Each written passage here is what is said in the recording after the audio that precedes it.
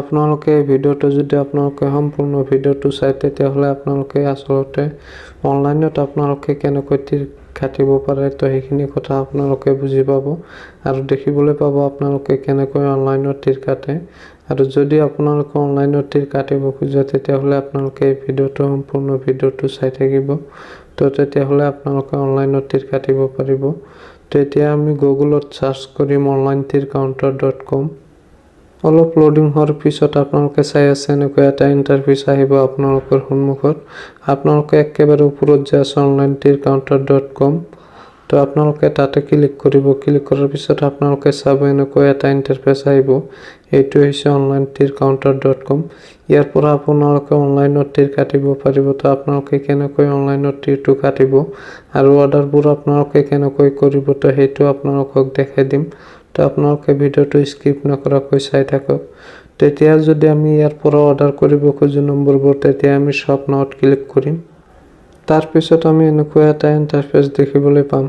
তো ইয়াতে 9 ইণ্ডিঙৰ পৰা আপোনালোকে চাই আছে ইয়াতে 9 ইণ্ডিং আছে 8 ইণ্ডিং আছে। তো আপোনালোকে ইয়াতে গোটেইকেইটা ইণ্ডিঙে পাব 9ৰ পৰা 0 লৈকে।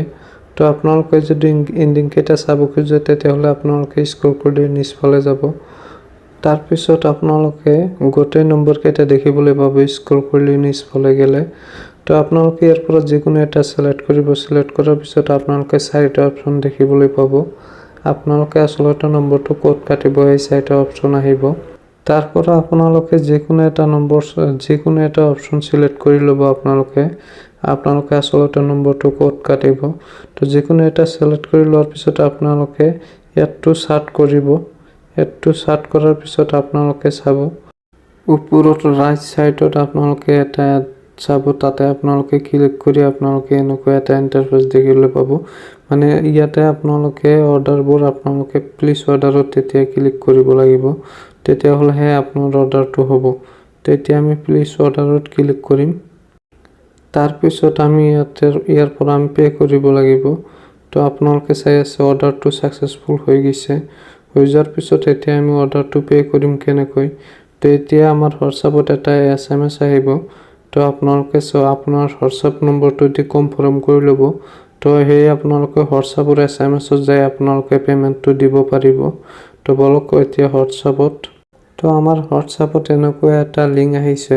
তো এই লিংকটোৰ পৰা যদি আমি পেমেন্টটো দিব খোজো তেতিয়াহ'লে আমি ইয়াতে onlinetircounter.com অৰ্ডাৰ ষ্টেটাছত আমি ক্লিক কৰি ইয়াৰ পৰা আমি পেমেন্টটো দিব লাগিব। তো আমি তাতে ক্লিক কৰিম। তাৰ পাছত আমি এনেকৈ এটা ইণ্টাৰফেচ দেখিবলৈ পাম।